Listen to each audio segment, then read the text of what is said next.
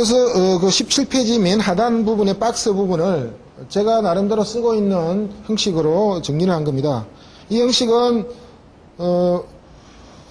금융권의 그 실무 담당자들이 교육을 받는 기구가 한국금융연수원이라는 거 있다고 합니다. 거기에 강의를 하고 있는 오시영 교수가 집필한 책을 보면 은행 실무 담당자들용으로 여신 실무법률이라는 책이 있습니다. 상중하편. 그 책이 가끔씩 보면 도움이 될 때가 있고 해서 저도 책 욕심이 많아가지고 신간이 나올 때마다 사는데 그 책의 하편에 보면 채권 회수편이 있습니다. 주로 우리가 많이 다루는 민사집행 뭐 이런 부분들이 포함되어 있는 책인데 그 부분에 오시영 교수의 견해를 많이 참조해서 이 박스를 만들었습니다. 뭐 특징적인 부분은 나머지 뭐 조금씩 차이가 있겠지만 가장 핵심은 각 계좌에 장내에 입금되는 부분이라는 것을 명기를 하고 가자는 거죠. 더 이상 다툼이 없게. 그래서 저도 한번 이 부분을 누락을 시켰다가 거래처로부터 항의를 받고 저 비용을 들여서 그동안 은행 담당자한테는 좀 더 묶어놔라. 당신 지금 돈을 우리가 가압류한 이후에 들어온 돈에 대해서 지급을 해버리면 수심 소송할 건데 은행 담당 당신과 우리가 소송을 해서 또 어려운 과정을 겪어야 되니 내가 일주일 만에 추가적인 예금 가압류를 해가지고 보낼 테니까 그때까지만 묶어놔라라고 협조를 받고 제 비용을 들여서 별도로 가압류를 해서 가까스로 회복을 했지만 그 은행 담당자도요 이 내용을 알고 있는 사람들이 많습니다. 실제로 이 자료를 부산고등법원 판례가 2003년도 판례가 있다는 사실도 은행 담당자로부터 제가 자료를 입수를 해가지고 왜 요즘 대법원 홈페이지에 가면 사건 번호만 입력을 하면 판결문 제공 신청이라는 게 있지 않습니까? 혹시 이용해 보셨는지 모르겠는데 정부마당에 판결문 제공 신청을 하면 그 해당 법원을 지정해서 들어가면 당사자의 실명 처리, 그러니까 어떤 인적 사항이 노출되는 것만 다 지우고 뭐 동그라미를 치든지 아니면은 좀 게으른 법원 직원들은 시커먼 줄로 치든지 화이트를 지우든지 해서 팩스나 메일로 판결문을 보내줍니다. 아주 편리하게 되어 있습니다. 사건 번호만 정확하게 알면 그 사례를 보고 싶다 그러면 판결문 제공 신청을 해서 보면 얼마든지 사례를 분석할 수 있는데 그래서 사건 번호를 알고 이 사례를 입수해서 정리를 했는데 다행히도 우리 법무사님들 중에서 이런 유행의 사건을 가지고 수심 소송이 벌어지고 있는 수원의 법무사님도 전화가 왔었습니다. 그래서 뭐 핵심은 장래 부분을 표시를 하고 가자는 것이 이 사례의 부분의 핵심으로 보겠습니다. 그럼 예금 채권의 이야기가 나온 김에 간단하게만 쉬기 전에 한 말씀을 더 드리고 첫 번째 시간을 마무리하려고 하는데요. 예금 중에 우체국 예금을 가압류해 보신 분 계신가요? 우체국 예금을 하려다 보니까 채권자 채무자는 아는데 제3 채무자를 어떻게 특정할 것인가가 좀 고민스럽더라고요. 한번 말씀해 보시죠. 해보셨어요? 예. 거래처 중에는 몇 가지를 법무사를 통해서 배워가지고 직접 하려고 시도하는 데가 많습니다. 담당자들이 조금 자기들 나름대로 요령이 있고 하면 처음에 한두 번 사건을 맡겼다가 온갖 거 다 물어보고 해서 당사자들이 직원으로서 직접 신청하는 경우가 많은데 아마 이 사례는 저희한테 건을 맡겼다가 수수료가 아까워서 그런지 뭐 어쩐지 직접 하다가 실수를 했는데 우체국이라 그러니까 재단법인 우체국 예금보험지원단이라고 해서 별도의 등기부등본이 나옵니다. 그걸 첨부해가지고 가압류를 신청을 했는데 속초 지원인데 법원에서도 그렇게 가압류가 났어요. 송돌이 갔겠죠.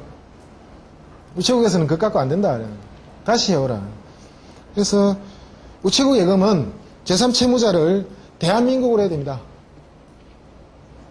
소관은 정보통신부 산하 우정사업본부로 썼습니다. 가로 속에. 그 다음에 이제 법률상의 대표자는 뭐 법무부 장관, 법무부 장관 바뀌고 확정이 됐습니까? 지난달 이청규 법무사님이 강의할 때는 법무부 장관이 하도 밖에서 모르겠다 그랬는데 그때는 김성호 장관이었는데 지금 내정자가 정성진 장관 내정자죠. 아직 정식 임명이 안 돼서 만약에 오늘 다음 주 월요일 날 신청하려고 그러면 누구를 써야 되죠? 어디로 가야 됩니까? 그래서 하도 밖에서 그런데 뭐 법무부 장관 누구 그렇게 맞습니까? 혹시 또 다른 쪽으로 하시는 분 계신가요?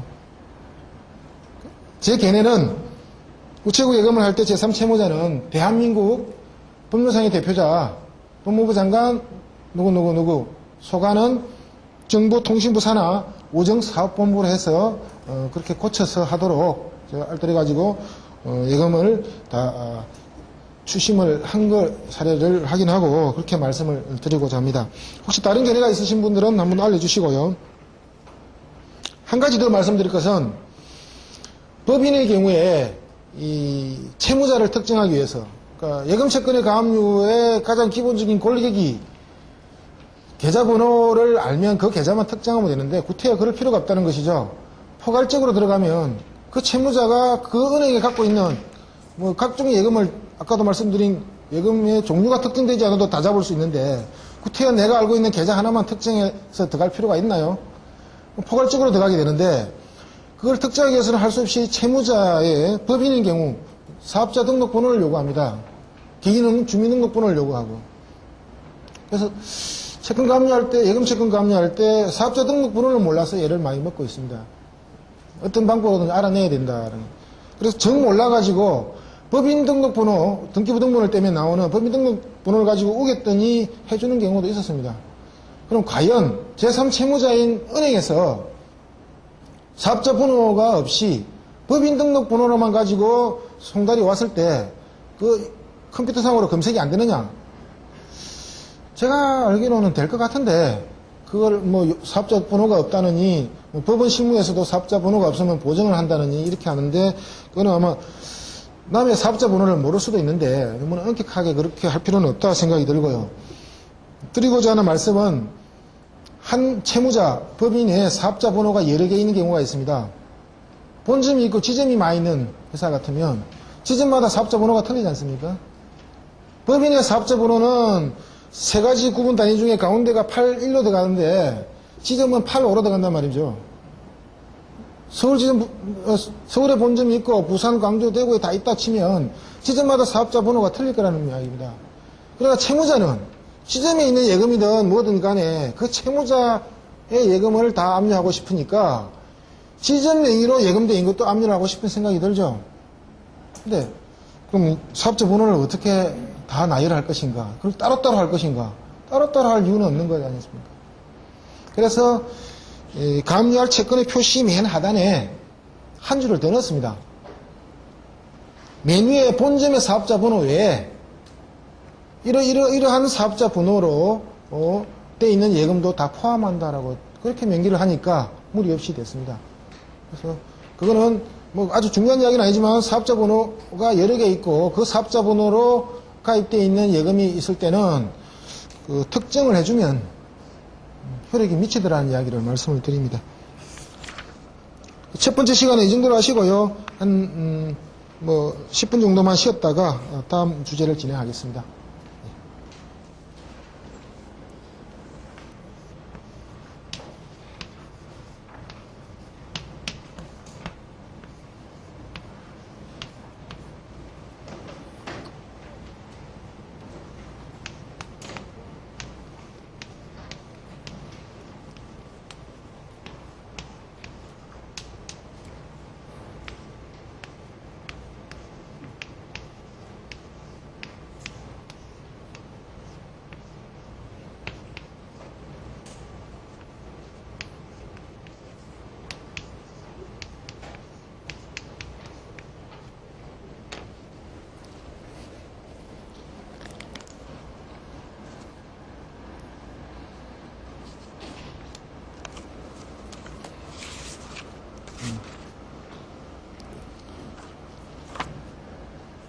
두 번째 시간은 12시부터 식사가 시작이 되고요. 또 안내가 있었지만 점심시간 식사를 빨리 하시고 1시까지 사이에 또 연주가 있으니까 정확하게 12시에 끝내도록 하겠습니다. 이번 시간에 살펴볼 것은 몇 가지 이제 보존 처분 사례들인데, 뭐 흔히 있는 사례들 중에서 그냥 제가 생각하는 몇 가지 포인트만 쭉 설명드리는 걸로 하고 상세한 내용은 또 교재에서 시간을 가지고 한번 봐주시기를 부탁드립니다. 교재 18페이지에 이제 부동산 처분금지 가처분 사례입니다. 이 사례는 이혼을 전제로 한 이혼 될 경우를 대비한 재산 분할, 그때 재산 분할을 확보하기 위한 처분금지 사례입니다. 지금 뭐 가처분이나 가압류나 소장이나 마찬가지지만 맨 앞에 표지를 작성을 하고요. 표지에다가도 법무사 이름, 주소 이런 것을 전화번호를 다 기재해서 작성하는 형식을 취하고 있습니다. 법원하고 연락하기도 편리하고, 그 다음에 이 문서가 제가 작성한 문서라는 걸 또 표시하기 위해서 이름까지 명기를 합니다. 그리고 가압류 가처분은 중에서 검증채권으로 바로 소가가 산정되지 않는 경우는 표지 다음에 통상 소가 계산서, 목적물의 가액 계산서라는 것을 첨부해야만 편리하고, 특히 가압류나 가처분 같은 경우에는 법원에서 담보 명령을 내릴 수 있는 기준 금액을 우리가 작성을 해주면 편리하기 때문에 목적 물건의 가액 계산서라고 해서 한 페이지짜리를 넣어주게 됩니다. 이 사건에 있어서 부동산은 일종의 상업용 상가였는데 토지 부분과 건물 부분으로 따로 나누어서 소가를 산정을 했습니다. 대부분 아시겠지만 이 부동산에 있어서 가액이라는 그 기준이 아주 천차만별이지 않습니까? 여러 가지가 있지요. 최근에는 그나마 공동주택의 경우에는 아니면 개별주택이든 주택 부분은 공시가격이라고 해서 토지 따로 건물 따로가 아니라 토지와 건물을 한 세트로 한 가격을 공시를 하고 있습니다. 그죠? 아파트 같은 공동주택은 건교부에서 하고 있고, 개별주택들은 각 지방자치단체에서 공시를 하고 있는데, 그 공시가격이 적용되는 업무가 있고, 그거가 있지만은, 그거와는 별도로 가액을 따로 산정해야 될 경우가 있다는 거죠. 부동산 등기를 할 때 등록세라든지 채권액을 계산하기 위해서는 아파트 같으면 주택 공시가격을 적용하게 되죠. 그러나 그 아파트를 하더라도 그 소송을 하기 위한 경우에 소가를 산정하기 위해서는 공시가격이 있지만 공시가격을 적용하지 않는다는 거 알고 계시지 않습니까? 그거는 우리 민사소송 인지규칙에 보면 토지는 공시지가의 100분의 30, 건물은 과표책을 가지고 뽑아낸 가액의 100분의 30을 하도록 되어 있습니다. 그것이 착각을 해서 주택 공시가격을 가지고 하면 그거는 기준이 잘못 적용한 것이다 거죠. 물론 이 건물은 당연히 상가기 때문에 주택 공시가격이 적용되는 경우가 아니어서 그런 혼란은 없지만, 그래서 토지 부분, 건물 부분을 과표 체계에서 뭐 토지와 공시가격으로 면적을 곱한 금액의 30%, 건물은 지역, 분류, 용도라든가 건물 구조, 건축 연도 이런 것을 과표 체계에 찾아가지고 나오는 가액으로 산정을 했습니다. 구태여 이것을 넣은 이유는 이 건물의 구조가 좀 복잡하고 해서 하나하나 아주 정확하게 산정해보자 라고 한 예시를 들은 겁니다. 이렇게 해서 토지와 건물을 합한 금액, 결국 30%짜리가 되겠죠. 그 부분이 물건의 가액이다 해서 5,300만 원을 산출했습니다. 그러나 이 가처분이 등기부에 등록되기 위해서는 등록세를 납부해야 되는데 그 등록세 산출 기준은 또 틀리다는 거죠. 구청에 가서 5,300으로 끊으면 고지서를 안 끊어준다는 거예요. 100분의 30, 30%가 이야기하는 것은 법원 내부의 기준이고 민사소송 인지규칙에서 법원에서 적용하는 것이고 세금을 적용하는 기준에 있어서는 100분의 30을 적용 안 한다는 거죠. 과표로 산출된 거 그 자체로 적용합니다. 그래서 이렇게 산출한 거를 100% 30 하지 않은 단계, 그 토지 가액, 공시지가로 산정한 금액 그 자체, 건물 가액, 제곱미터당 단가와 면적을 곱한 가액 그 자체로서 과표로 등록세 고지서를 끊어준다는 겁니다. 그 차이점을 설명하기 위해서 19페이지 자료는 제가 추가를 했습니다. 부동산 처분금지 가처분의 유형은 아주 여러 가지가 있겠지만 이 사례에서는 이혼을 대비해서 재산분할 청구권에 기한 소유권 이전 등기 청구권, 혹시나 몰라서 피보전 권리의 요지에 명의신탁 해지에 따른 소유권 이전 청구권이라고 해서 변기를 했습니다. 결국 법원에서는 앞부분 재산분할 청구권에 기한 소유권 이전 등기 청구권으로 해서 결정을 내려줬습니다. 저는 두 가지 중에 어느 게 확실할까 둘 다 애매해서 같이 병행해서 넣어버렸습니다. 그렇게 작성을 하시는 분도 많겠지만 조금 말씀드리고 싶은 거는 가압류든 가처분이든 작성하는 형식의 틀에 있어서 당사자, 채권자, 채무자 또는 제3채무자를 기재한 이후에 저는 항상 피보전 권리의 요지라는 부분을 한 두 줄 정도로 요약해서 넣습니다. 이 부분이 다른 서식의 부분에서는 포함되지 않은 부분도 있고 한데 그렇게 내주는 것이 편리할 것 같아서 넣고 있고요. 실제로 우리 예규로 나와 있는지 모르지만 제가 전에 법무법인에서 근무할 때는 보면 변호사 협회에서 각 변호사들한테 나오는 안내 자료에 그 부분을 분명히 넣어달라고 한 걸 수년 전에 본 기억이 있습니다. 우리 법무사 쪽에서 보는 예규라든가 이런 데에서는 좀 잘 확인을 못했지만 그래서 가압류든 가처분이든 피보전 권리의 요지라고 해서 이 정도의 한 계약이면 며칠자 계약 이런 특정을 해주는 게 좋겠다 싶고요.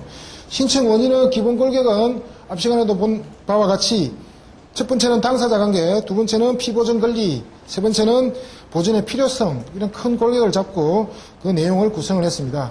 가급적 목차로 뽑을 수 있는 부분이 있으면 목차를 뽑아서 내용을 붙여가는 것이 읽는 사람도 편하고 법원에서도 판단하기가 좀 수월할 것 같았고요. 21페이지 위에서 한 6번째 줄에 나 부분은 명의신탁 이야기를 좀 일부러 했습니다. 이 재산은 사실상 남편이 벌어들인 돈, 남편의 고유재산 같은 걸로 해서 취득은 했지만 부인 명의로 등기를 했다. 이 가처분이 끝난 이후에 본안을 대비해서 여기까지 구성을 해봤습니다. 돈을 어떻게 마련했고 실제 등기가 이루어지는 경우는 이렇지만 특히 가로 4번에 보면 부부 일방이 혼인 중에 단독 명의로 취득한 부동산은 그 명의자의 특유재산으로 추정되는 것이 원칙이지만은 이 사건에서 같이 다른 일방이 실질적으로 당의 재산의 대가를 부담해서 취득하였음이 증명되는 경우에는 그 추정이 번복되고 다른 일방의 명의신탁 재산으로 인정된다는 판례, 이 판례를 도입해서 앞으로 본안 소송에서도 이쪽으로 끌고 가고 싶어서 그 부분을 조금 추가를 했습니다. 다음 페이지에 이제 보존의 필요성, 이 부분은 보존의 필요성은 웬만하면 긴급하다라고 하면 받아주지만 조금 더 살을 붙였습니다. 이 채무자의 최근의 행위, 특히 앞부분에 제가 좀 말씀드리기 좀 미묘한 부분에 이 불륜 행위 같은 부분도 있었는데 이러한 불륜 행위를 저지르고 있는 기간 동안에도 자기 명의로 부인이죠. 여자 명의로 등기가 되어 있다는 걸 기하로 대출을 받고 그 대출을 받은 돈으로 차량을 사서 끌고 다니면서 그 내연남과의 불륜 행위를 하고 있다는 부분을 좀 부각을 시키려고 그렇게 했습니다. 가처분, 처분금지 가처분은 여러 가지 유형이 있지만 이혼에 관한 가처분의 사례를 기본적인 형태로 한번 살펴보십사 하고 자료로 넣었습니다. 부동산 표시는 23페이지 부동산 표시는 진행적인 집합건물의 표시 형태를 취하고 있습니다. 위임장, 각 사무실마다 법무사님들마다 위임장 작성 형식이 다양하고 그렇지만 최근에 왜 파산 면책 그런 사건에 재판이 돼 가지고 신문에 대대적으로 떠드는 바에 있으면은 위임장에 있어서도 포괄적인 대리를 한 것으로 기재된 것을 문제 적시하고 있습니다. 판결문에서. 그래서 가급적 법무사가 위임장을 내더라도 그런 빈미는 주지 말자는 뜻에서 법무사의 업무 범위, 현재 업무 범위에 이 단계에 있어서 신청서 작성, 법원에 제출, 보정 취하라는 부분을 명기를 해서 구체화시켰습니다. 그렇지 않고 어떤 사건에 의해서 대리권이 있는 것처럼, 포괄적인 대리권이 있는 것처럼 위임장을 작성하시는 것은 빌미가 될 수 있어서 좀 피해 주십사 하는 이야기입니다. 참고적으로 29일 날, 다음 주죠. 지난번 그 파산 회생 사건의 대법원 판례, 그 문제를 둘러싼 우리 법무사의 업무 범위와 과연 이 서민들 입장에서 이 법률 서비스 향상을 받기 위한 법무사가 어떻게 할 것인가, 이 현재의 이 법이 안고 있는 법무사법과 변호사법을 둘러싼 문제점이 어떤 것인가 라는 개선 방안 등등을 도출하기 위한 세미나를 계획을 하고 있습니다. 주관은 서울중앙법무사회고요. 장소는 법무사 회의실이 되겠습니다. 수소문에 있는데, 시간이 되시거나 관심이 있으신 분들은 그런 세미나 장소에 참석을 하셔서 사전에 참석 여부를 알려주시고, 관심을 표해주시고, 의견이 있으신 분들은 발표를 해주시고, 특히 그 판례의 형사법적인 문제뿐만 아니라 우리가 앞으로 대응은 어떻게 할 것인가 라는 결론도 많이 의견을 제시해 주시면 결론 도출에도 도움이 될 것 같습니다.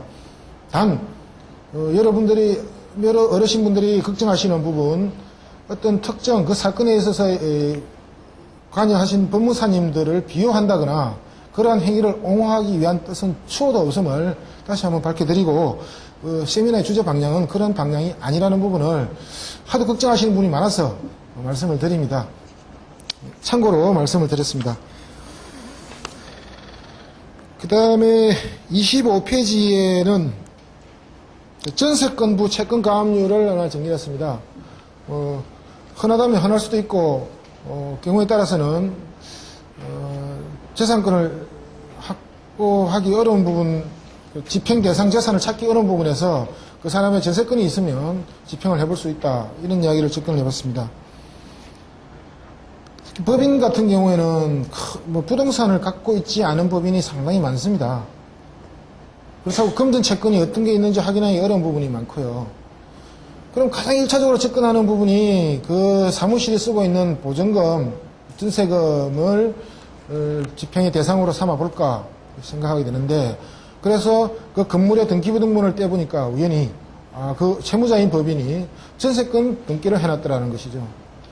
전세권 등기가 되어 있는 부분에 대해서 채권 가압류를 하면 일반적인 채권 가압류보다 어떠한 효력이 더 있고 특이점이 어떤 것인가, 그러한 채권 가압류를 나중에 말소할 때는 또 어떻게 해야 되는가 라는 측면에서 한번 다뤄보고자 이 사례를 택했습니다. 채권자, 채무자 중에서 채무자가 공동대표이사인데요. 등기부등본을 보면 공동대표이사일 경우에는 당사자 표시에 공동대표이사를 다 나열을 해야 됩니다. 공동대표이사가 아닌 경우는 대표이사가 10명이든 20명이든 그 중에 한 명만 쓰면 다 각자 대표권이 있기 때문에 문제가 없지만, 공동대표일 경우는 공동대표자를 다 명기해야 된다는 부분, 그 부분을 법무사 사무실에서 신청한 사례에서도 놓치는 걸 많이 봤습니다. 그럼 제3채무자의 제3채무자라는 것은 결국은 이 부동산의 소유자 내지는 전세권 설정자일 텐데, 등기부상 주소를 분명히 체크를 해야 됩니다. 가압류를 하든 가처분을 하든 소송을 하든 다음에 등기를 염두에 두고 뭔가 절차를 밟고자 할 때는 그 당사자의 등기부상의 주소를 신청서에 반드시 명기하지 않으면 나중에 어려움을 겪고 그것을 보정을 하느니 경정을 받느니 골치가 아파진다. 그래서 등기를 염두에 두기 때문에 등기부상의 주소를 명기를 했습니다. 그리고 이 전세권부 채권 가압류이기 때문에 헷갈리면 안 되는 부분이, 전세권 자체에 대한 가압류는 아니었습니다. 전세권 자체를 가압류할 수 있는가 라는 부분에 또 다른 논의도 있죠. 그것이 기간이 진행 중이냐, 기간 만료 후냐, 그럴 경우는 가압류할 수 있느냐 없느냐라는 부분을 두고 논의가 있는데, 여기에 있어서는 그 전세권 자체를 가압류한 것이 아니라 전세권부 채권을 가압류한 겁니다. 그러니까 결국 금전채권 가압류인 것인데, 그것이 전세권을 등기를 끼고 있다는 그 차이입니다. 그래서 신청 취지에서도 별지 목록 기재에 전세권을 가압류한다가 아니라 전세권부 채권을 가압류한다고 했습니다. 신청 이유에서도 피보전 권리, 보존의 필요성, 담보 제공 부분, 그리고 맨 마지막 26페이지에 4번이요. 가압류 등기 촉탁 신청, 당연히 어른이 법원에서 알아서 해주겠지만 그래도 혹시나 놓칠 수도 있기 때문에 기재를 했습니다. 전세금부 채권가압류의 특수성은 우선 채무자한테 송달을 먼저 하고 송달된 것이 확인이 돼야만 그 다음에 법원 담당자가 제3채무자 소유 부동산에 대해서 관할 등기소에 촉탁을 하는 겁니다.